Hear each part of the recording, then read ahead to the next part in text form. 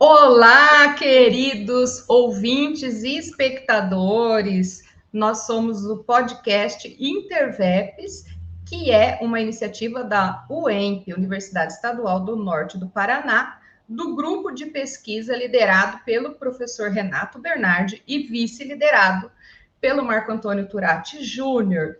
A comunicação técnica e a edição fica a cargo da MR Comunicações.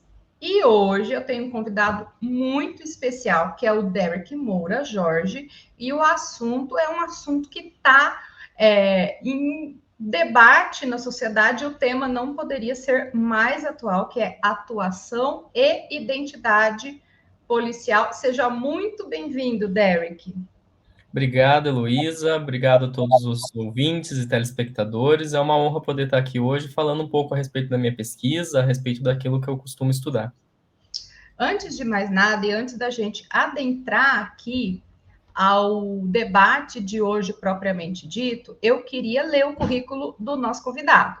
O Derek, ele é mestre em ciência jurídica pela Universidade Estadual do Norte do Paraná, ele é bacharel em direito pela Universidade Estadual de Ponta Grossa, ele é especialista, olha, ele tem várias especializações, então eu vou citando aqui alguns.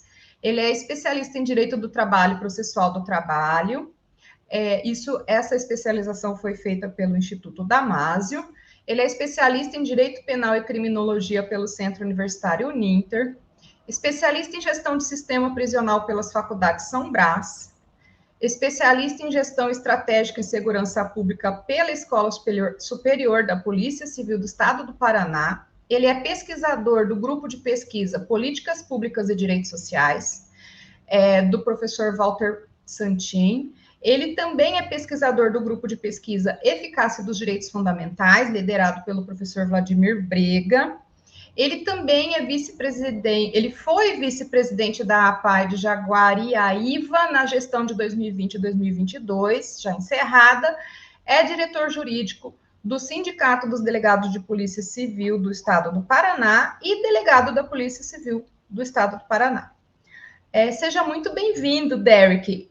E o Derek, né, atuou aqui no Interveps como monitor na última apresentação que falava sobre a questão das operações policiais, da identidade do policial. O que tem além, né, o que a ciência pode nos dizer sobre essas operações, sobre a vivência do policial. Nós tivemos participação especial de um policial também, né? Então, seja muito bem-vindo, Derek. Obrigado, Heloísa. Realmente é uma grande honra poder falar sobre um tema tão atual, tão polêmico e que sempre é visto apenas sobre uma face, né? Mostrar que as situações acabam tendo mais de uma perspectiva a ser abordada. Então, Eric, a gente está falando, a gente falou sobre o tema, às vezes eu brinco com os entrevistados, dizendo que muitas vezes o Interveps tem dons premonitórios, né? Porque quando a gente fala do grupo de pesquisa, o assunto fica em evidência, né? As temáticas são definidas pelo Marco Antônio Turati e pelo professor Bernardi no início do ano, mas parece incrível que quando chega a época das apresentações, o assunto ou pela mídia, né? Ou alguma reportagem jornalística que destaca o assunto, e nós tivemos agora alguns casos de operações policiais que saíram, que resultaram o efeito indesejado, que foi a morte, né, de civis. Então, sobre essas operações, né, sobre a identidade do policial, do treinamento que o policial recebe, o que você poderia definir em termos preliminares, assim, como vocês delimitaram o objeto da pesquisa que vocês apresentaram, e quais pontos, assim, que vocês procuraram responder? O que vocês decidiram como os objetivos principais dessa pesquisa? Quando a gente sentou para conversar a respeito da questão da atuação e da identidade policial, a gente queria dar um enfoque um tanto quanto diferente daquele costumeiramente trazido pela mídia, até mesmo pelas pesquisas. Uma visão que mostrasse que a segurança pública é um direito fundamental, que está relacionado à própria ideia de dignidade e que deve ser operacionalizado. E que as polícias, conforme a divisão estabelecida pelo artigo 144 da Constituição, têm essa função de colocar na prática o direito à segurança pública, como forma de se proteger os outros bens jurídicos que existem no nosso ordenamento, a vida, a liberdade, a dignidade sexual, dentre o patrimônio, dentre outros. E, em caso de violação, possibilitar a responsabilização daquele transgressor da norma. E até é tão irrelevante essa questão da atuação policial, da implementação da segurança pública em concreto, que ao proteger o direito à segurança e aos direitos que com ela se relacionam, os policiais acabam limitando, ainda que temporariamente, outros direitos fundamentais, com destaque a questão da liberdade. Justamente por isso, o Constituinte optou por dividir as atribuições entre diversos órgãos, para que não houvesse um monopólio do poder na mão de uma única instituição e fosse, assim, possível o seu controle. Só que nesse ponto a gente tem que perceber que a polícia se situa numa linha muito tênue entre a tuteladora dos direitos fundamentais, porque aplica a segurança pública e, por via lógica, acaba protegendo a sociedade, trazendo a ideia de segurança e de responsabilização, mas também violadora dos direitos fundamentais, porque quando ela pisa fora das normas, ou seja, foge daquelas balizas que foram trazidas como de atuação correta, ele acaba violando os direitos das pessoas, da vítima, do autor, de testemunhas, de terceiros. Então, nosso objetivo central na pesquisa foi situar a polícia nessa linha tênue entre tuteladora e violadora de direitos, buscando formas para que cada vez mais ela se enxergue e seja vista pela sociedade como uma instituição, e agora no sentido amplo, tuteladora de direitos fundamentais, que ela perceba seu papel de relevância na sociedade e haja de acordo com as balizas constitucionais e legais previstas para tanto, né? E, paralelo a isso, nós quisemos mostrar como a sociedade enxerga o policial e como o próprio policial se enxerga ao olhar no espelho, né? Da onde que surge essa ideia do ser policial, que acaba saindo um pouco da lógica do homem, mulher, do servidor público e assume algumas feições muito específicas, que são meio que teatralizadas, meio que romantizadas e trazidas pela mídia com muita força, né? Então, nosso objetivo basicamente foi esse, trazer a polícia como uma instituição tuteladora de direitos, destacando onde estão as suas falhas de atuação e tentar entender de que forma essa formação da identidade do ser policial interfere nessa atividade fim. Tá sem som, Heloísa. Agora sim. No caso específico das polícias militares e civis, né, que são cada estado tem a sua formação, o seu corpo de polícia civil, o seu corpo de polícia militar. Nós temos uma situação muito heterogênea no território nacional, né? Então, nós temos orçamentos diferentes, treinamentos diferentes, situações de violência que são diferentes, né? Então, nós tivemos ali a participação de um colega que foi ouvido pelo grupo, que era um policial que relatou uma situação assim de insuficiência de recursos, né? E outro dia, vendo uma entrevista que realmente procurava analisar sob essa perspectiva humana do policial as operações e como nós estamos enfrentando muitas falhas, né? Porque o resultado tem sido um resultado que a sociedade não espera de uma operação policial, que seria o resultado de morte, né? Então, o que havia era o relato de que nem sempre a polícia recebe esse agente, muitas vezes, na maioria das vezes, ele é muito mal remunerado, ele é desprovido, aquela cidade tem uma cobertura insuficiente, ou seja, um corpo policial insuficiente para a demanda de serviços, né?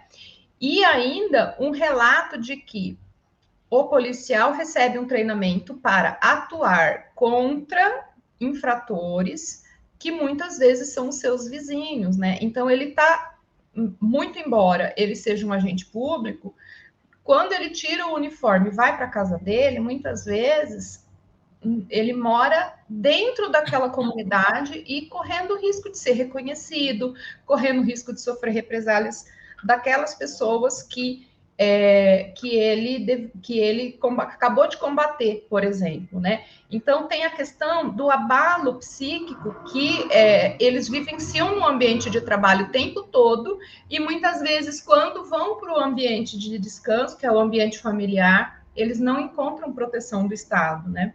Como é que você poderia trazer isso para a gente?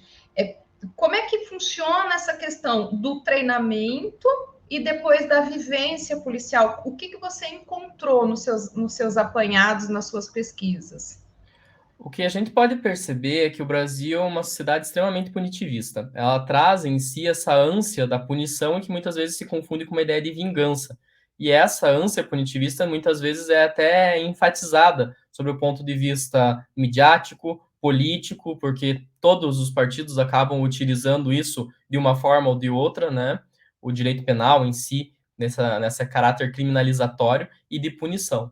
E nesse cenário, a visão do policial acaba sendo daquele do herói, que tem que agir independente da sua vida, independente da sua vida pessoal, independente da sua vontade, em prol do bem comum, quase como se fosse e é uma pessoa vocacionada, né, que se entrega completamente àquilo, com o intuito de extirpar um inimigo, de afastar aquele vilão tido como a pessoa errada ou a pessoa não desejada na sociedade.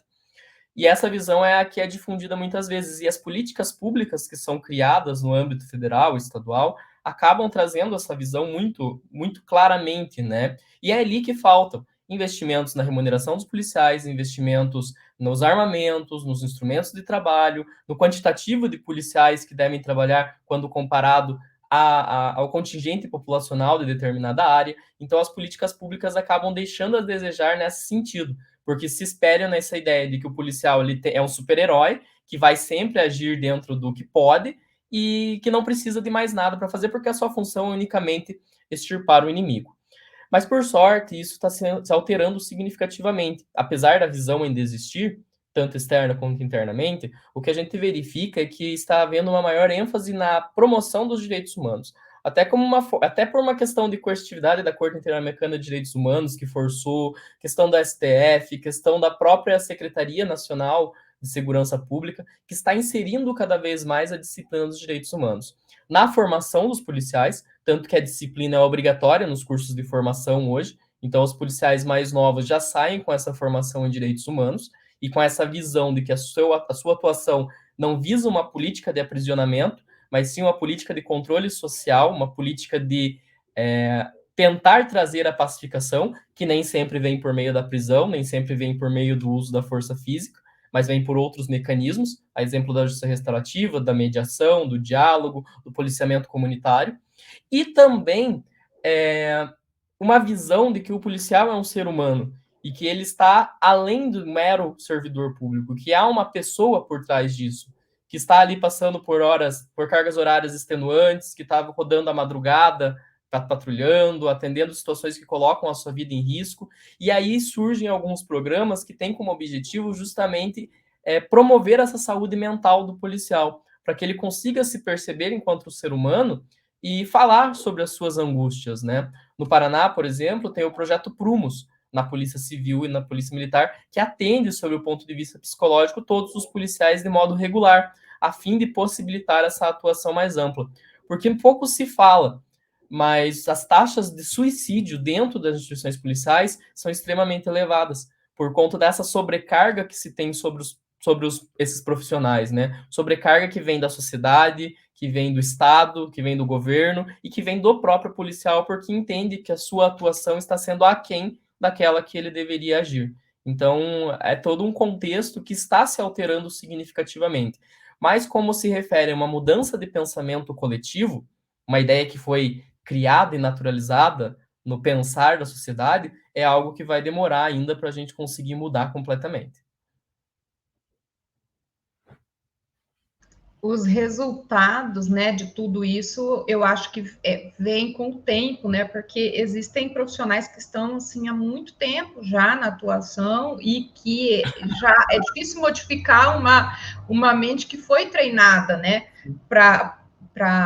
que não teve treinamento de direitos humanos, até reconhecer, e também penso, Derek, que houve, em alguns casos, sobretudo nas polícias militares, um direcionamento complicado de caráter moral, religioso, e que vem influenciando a atuação profissional. Não é inegável. Eu acabei de ler um livro, até fica a recomendação no final, eu vou te pedir a recomendação, chama Traficantes Evangélicos. Não sei se você chegou a ler esse trabalho, que é uma dissertação de mestrado de uma professora evangélica, né? E mais uma estudante, uma cientista, né, social bastante reconhecida.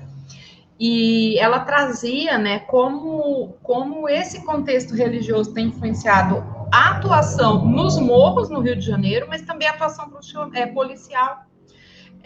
E o problema é que trata-se daquelas questões relacionadas ao neopentecostalismo, não das religiões tradicionais, mas dessas altamente discutíveis, né? E tudo isso tem influenciado também uma mentalidade totalmente contrária aos preceitos dos direitos humanos. Então, ainda tem essa resistência a ser enfrentada dentro dos campos, né, do corpo policial, que infelizmente tem sido cooptado para uso religioso também, segundo essa professora. Esse estudo dela é muito interessante, eu recomendo que todo mundo que estude a questão da criminologia, a questão da atuação policial, que leia, porque é uma perspectiva que eu nunca tinha visto materializada em pesquisa antes. Ela chega a citar uns 3 ou 4 pesquisadores anteriores a ela, mas de qualquer forma é muito interessante. Uma outra coisa que eu queria te perguntar, durante a entrevista a gente falou sobre o treinamento, a gente falou sobre as questões relacionadas a uma nova perspectiva, que você acredita que essa perspectiva vai demorar um pouco para gerar resultado, mas existe também a questão que eu tenho acompanhado, até pela minha atuação profissional, que é a gestão do Estado com relação aos benefícios por incapacidade desses policiais. O que eu vejo? E talvez se você pudesse tecer aí alguns comentários. Alguns profissionais, especialmente na Polícia Militar, eles têm os vencimentos bastante reduzidos para a complexidade do trabalho que eles realizam. Quando eles adoecem, se esse adoecimento não vem em decorrência de um caso específico e pontual da atuação profissional, normalmente a perícia médica do Estado ela não aponta o nexo de causalidade com atividade profissional. E se isso não, por exemplo, um caso de depressão, e se isso não acontece, o vencimento desse profissional reduz um absurdo. E essa política de revisão a cada 2 anos dos benefícios por incapacidade, ainda que definitivos, aumentou demais a insegurança. Por exemplo, profissionais, eu tenho visto profissionais sendo convocados a retornar ao trabalho, profissionais com cardiopatias graves, profissionais soropositivos, profissionais com transtornos depressivos, com transtornos de bipolaridade, com fobia social. Então, também é uma questão de gestão de afastados, né, por parte do Estado. Eu acho que isso também é um complicador. Você tem se deparado com casos assim? Bastante. Hoje, no sindicato, essa é uma das maiores problemáticas que nós temos com relação à questão previdenciária. Não apenas dos afastamentos por questão de saúde, né, mas especialmente pela questão da aposentadoria em si, no que se refere à integralidade e à paridade, por conta da complexidade do nosso trabalho. E quando a gente sai do serviço, a gente não consegue fazer outro serviço, por conta do desgaste que você já tem de toda uma carreira dedicada a estirando plantão de madrugada, passando por situações de estresse, né? Então é bem difícil a situação e essa redução do salário acaba prejudicando gritantemente a família do policial e a questão da pensão por morte hoje, que acaba sendo um complicador gigantesco, né, que nós temos. Porque mesmo que o policial morra em serviço, hoje os seus familiares vão ficar com uma pensão reduzida, não vão ficar com salário. E isso está sendo um problema assim, gigantesco. E vários estudos estão sendo feitos no ponto de vista jurídico para tentar rever isso. Mas é difícil por conta dessa visão que o poder público tem que ter para com o policial, notando que é uma atividade diferenciada, que traz alguns riscos a mais e que não basta apenas ter um tempo diferente da aposentadoria, tem que ter outros benefícios, né? Mas é bem difícil essa questão porque envolve questão orçamentária e financeira e aí é que pega. A reforma piorou muito o meio ambiente profissional pela insegurança que ela gera, né, nas famílias. E aqui, na Polícia Civil do Estado de São Paulo, se o profissional sofre um acidente de percurso, por exemplo, a família não recebe a integralidade dos vencimentos. A família só recebe a integralidade dos vencimentos, né, se esse profissional morrer em combate. Se for inegável que ele E esse morreu em corpo. reconhecimento normalmente é judicial. Administrativo não também. Só que tem um problema. Esse reconhecimento não impede a aplicação do redutor por dependente, da cota de dependente.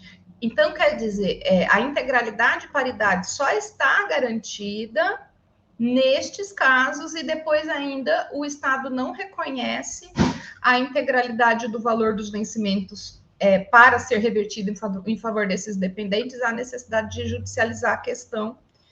E o que as pessoas esquecem é que essa família fragilizada teve uma redução drástica nos vencimentos e postular em juízo custa dinheiro. Né? Então, muitas vezes, essas pessoas, essa família, não tem condição financeira de custear um processo. E, normalmente, eles estão situados acima daquela faixa de renda de 2 salários mínimos. Então, fica assim, muito complicado o provimento, até mesmo judicializar a questão. O cidadão ficou imobilizado, né? Mas, enfim, voltando nessa discussão daquilo que você apresentou, o que você acha, Derek, com relação à questão da atuação do policial?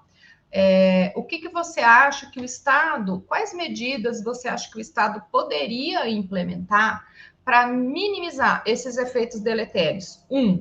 Do meio ambiente de trabalho e da questão da saúde do profissional que atua, né, nas polícias, e 2, para melhorar esse relacionamento profissional entre o profissional e a população, para que a população possa receber uma melhor prestação de serviço, mas também que ela possa não sofrer com os efeitos os efeitos deletérios, né, da atuação profissional quando o resultado não é aquele pretendido.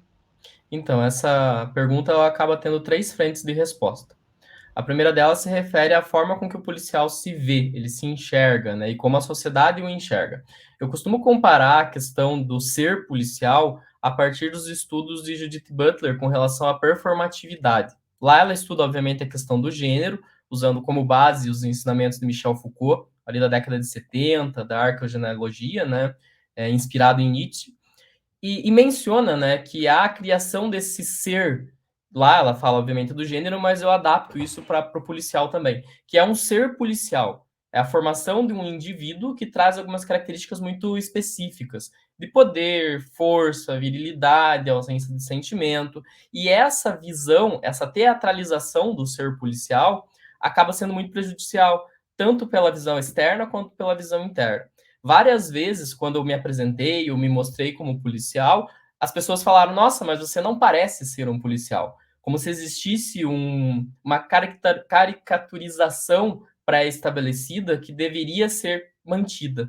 E isso é muito difícil de se ver, né? Então tem que se quebrar essa visão. E a quebra dessa visão, dessa figura caricata do policial, né, desse estereótipo, que traz em si uma visão de coerção, de violência, de uso da força, de brutalidade, só vai ser possível a partir da ênfase na formação dos profissionais, formação inicial e formação continuada, que é o que nós estamos tentando trazer, que decorre de uma política pública do Estado, de trazer mais essa visão humanizada para dentro da polícia, e do maior contato da polícia para com a comunidade, por meio do estabelecimento de programas que tragam essa visão de que o policial não é alguém que é contra a comunidade, mas alguém que está agindo a favor da comunidade. E isso a gente consegue por meio do policiamento comunitário, da justiça restaurativa, da participação em palestras e eventos, que o policial passa a ser um ator social ativo na sociedade. Uma das coisas que mais me incomoda é quando eu vejo um pai ou uma mãe falar para uma criança, se você não se comportar, eu vou chamar a polícia. Por quê? A polícia não é um agente ruim, né? Você já está criando na visão da polícia, da criança, uma visão de que aquele policial, ele é o inimigo, é uma pessoa que só vai agir se você agir errado, e não é isso que a gente busca, né? Por isso tem que trazer essa maior proximidade, mostrar o que realmente é a atuação. E como eu disse, é uma tarefa árdua e lenta, porque é algo que vai mudar o pensamento da sociedade. Com relação à atuação da polícia, é necessário que sejam desenvolvidas políticas públicas que tragam para os policiais aquilo que eles realmente precisam. Um meio ambiente de trabalho adequado, cargas horárias adequadas, a contínua contratação de profissionais para que não haja uma sobrecarga de trabalho, o fornecimento de materiais de trabalho dignos para a atuação, viaturas, armamento, fardamento, que esteja adequado, né? E mais do que isso, que essas políticas públicas não sejam desenvolvidas apenas com um olhar externo à polícia, por aqueles que não conhecem a instituição realmente, mas que haja uma conversa de dentro para fora, que os próprios policiais possam se manifestar e mostrarem onde estão os pontos falhos, o que não está dando certo, o que não está funcionando. E justamente por isso que eu gosto muito de pesquisar a atuação policial, porque a maioria dos estudos que eu vejo é de pessoas que são alheias à instituição, falando sobre como que funciona, como que atua, mas que não têm a vivência, que não estão ali 3 horas da madrugada, na noite de 24 para 25 de dezembro, atendendo uma situação, que não estão abrindo mão da sua família para estar ali, entende? E que precisa dessa visão de dentro para fora. E por fim, um fortalecimento das corregedorias e do próprio Ministério Público na fiscalização. Porque pontos fora da curva, pontos errados, sempre vão existir, em todas as instituições. Mas é necessário que esses profissionais que saiam daquilo que é o objetivo, que é a tutela dos direitos humanos, sejam responsabilizados. E essa responsabilização mostre para os demais policiais o caminho certo a ser seguido, né? E que se tire. Porque, obviamente, existem policiais segregacionistas, racistas, que usam da sua farda para cometer irregularidades, corruptos, mas isso não é uma realidade adstrita apenas à polícia. Infelizmente, é em todas as áreas, mas na polícia isso acaba sendo mais visível, porque o policial é o primeiro agente público que tem contato com o caso.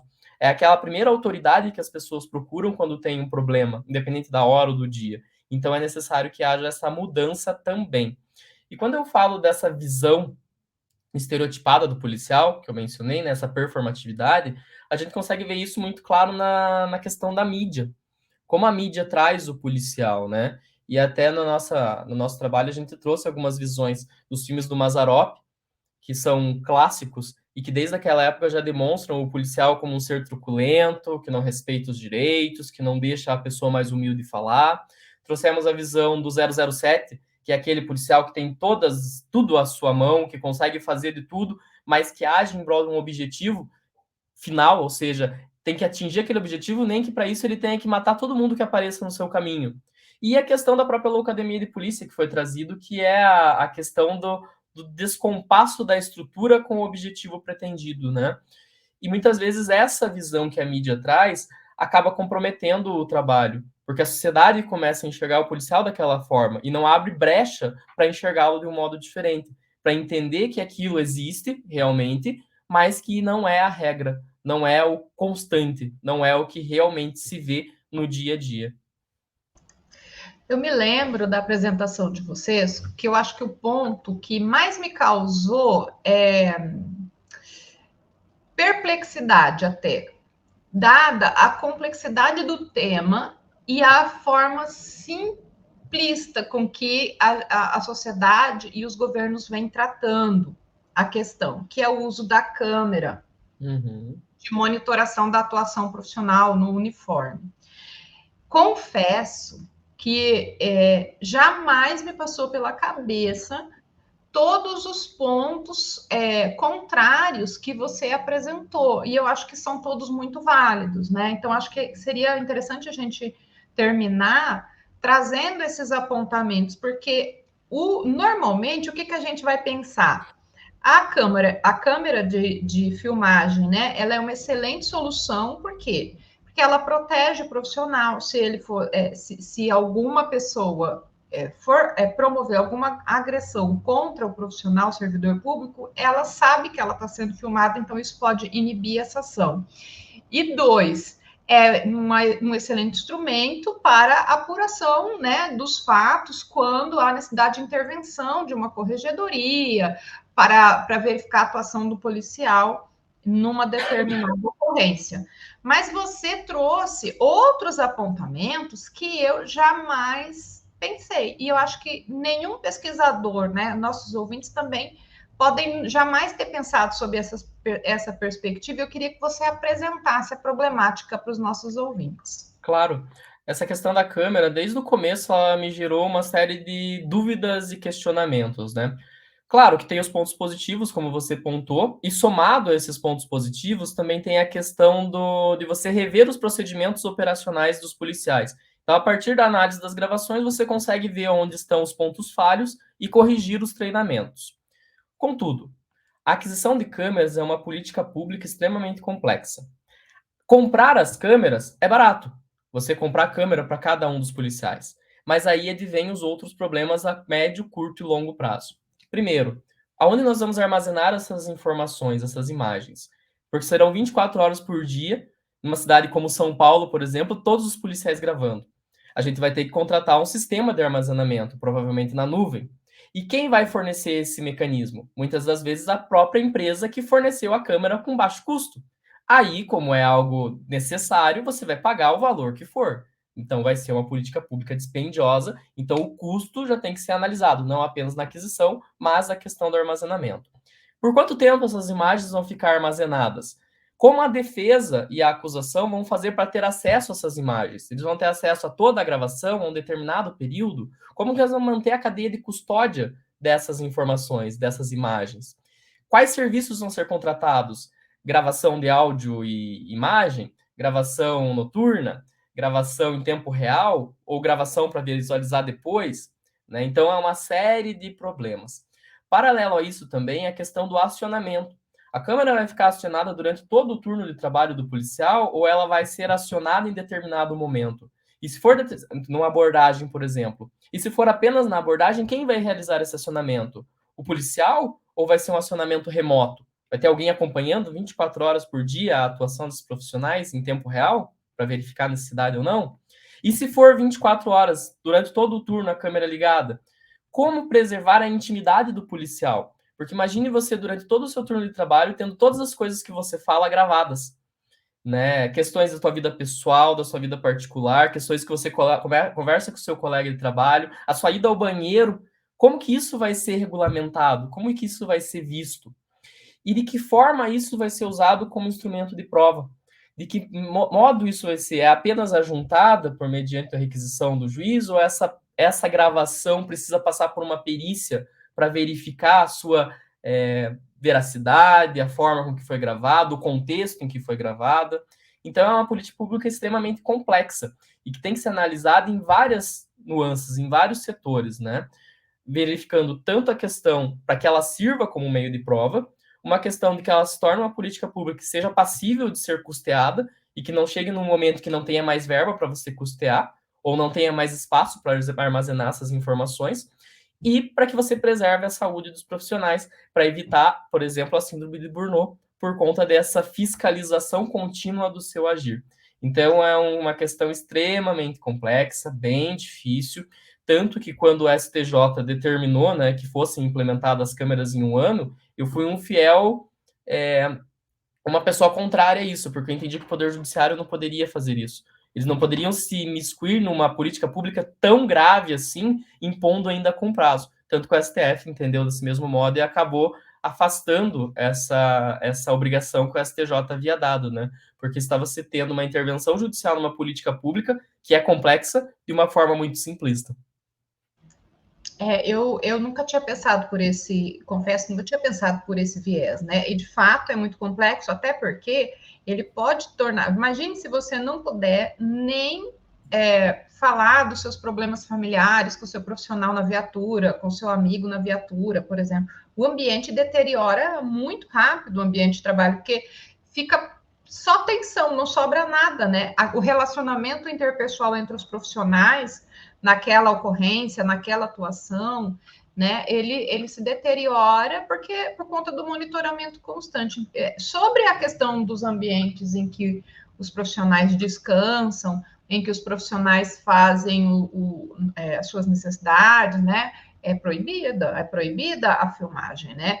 Então, tem toda essa questão que precisa ser regulamentada mesmo, né? Não há como negar que nós temos muitas pontas soltas e muitas questões ainda a serem respondidas com relação ao uso das câmeras. Então, toda essa problemática que você apresentou para a gente, desde o início aqui, eu acho que vai servir para muitos pesquisadores, né, que têm a vontade de aprofundar na pesquisa científica e não sabe assim, como é que eu vou problematizar essa questão?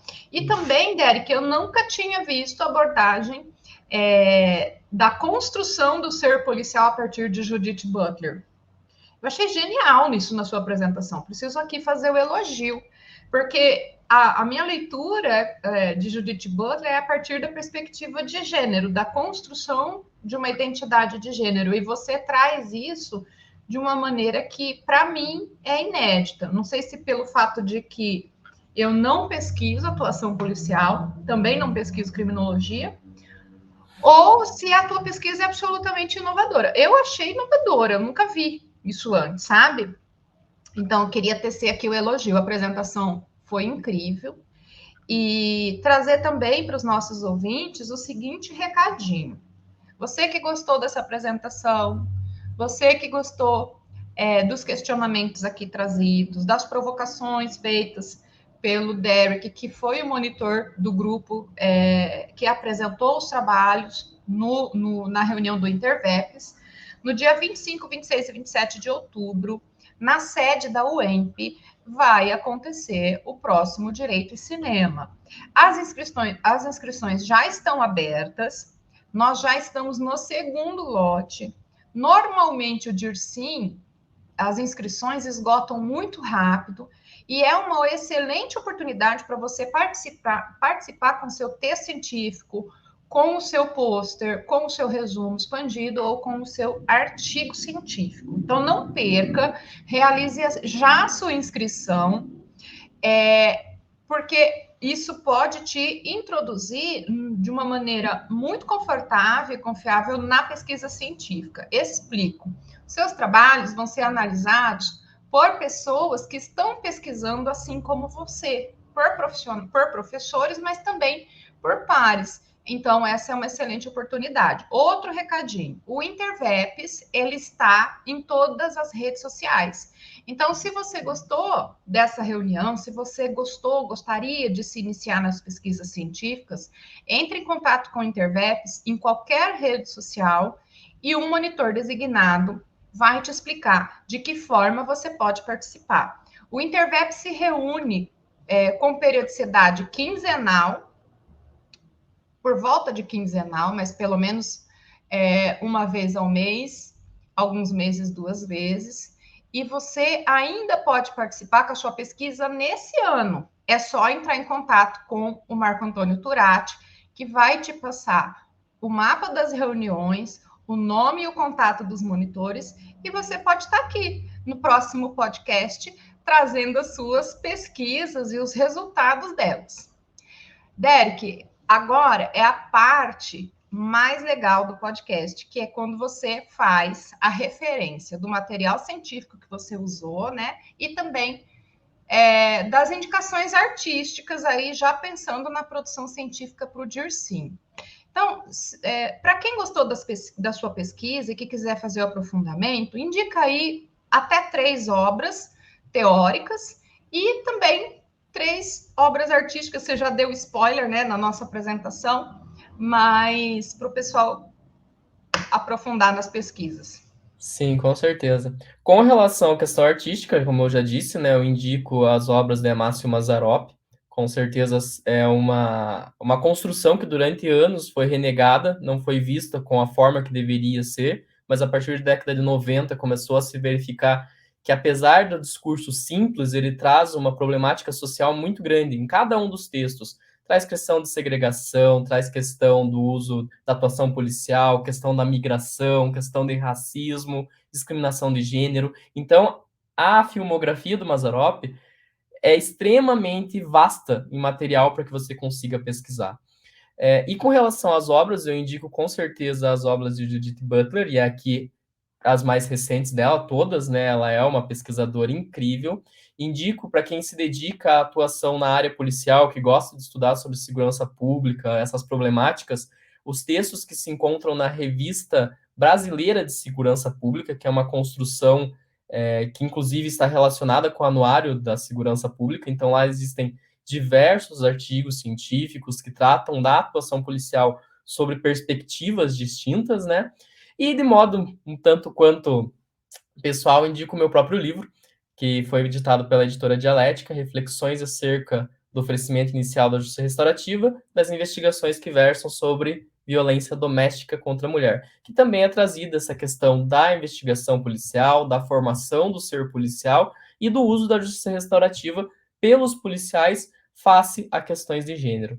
Para aqueles que se interessam, essas são as minhas indicações.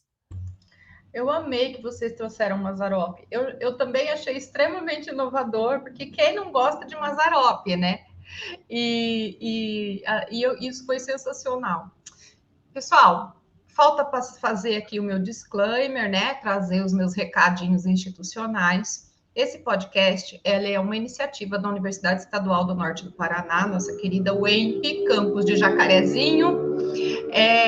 Também nós temos a liderança nesse grupo de pesquisa Interveps do professor Dr. Renato Bernardi, também do nosso querido, a vice-liderança é do nosso querido Marco Antônio Turati Júnior, e eu, Heloísa Pancotti, faço a apresentação com a qualidade técnica e a edição da EMR Comunicações.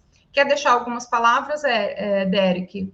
Somente agradecer o espaço, a oportunidade de poder não trazer respostas, porque eu acho que o nosso grande objetivo aqui é trazer mais dúvidas, é suscitar a discussão, fazer com que aqueles temas que parecem já sedimentados se embaralhem e que a gente verifique que nada na sociedade está certo, e nada está sedimentado, que sempre tem alguma ponta solta que merece ser discutida. E esse espaço que o Interveps possibilita para que a gente discuta esses temas, trazendo sempre como ponto central a figura do ser humano, é essencial e necessário. Você falou muito bem. A prestação da atividade do Estado, ela pode ser aprimorada sempre, né? E o cidadão merece a perfeição, né? Mas é isso, gente. Muito obrigada, eu agradeço todos os feedbacks que a gente vem recebendo. Se você gostou do que a gente falou, indica para o seu amigo, para aquele estudante de direito que está tentando ali elaborar um TCC, para o seu amigo que pretende ingressar num programa de mestrado ou de doutorado, que gostaria de buscar novas formas de estabelecer a pesquisa científica. Um grande abraço a todos e até mais.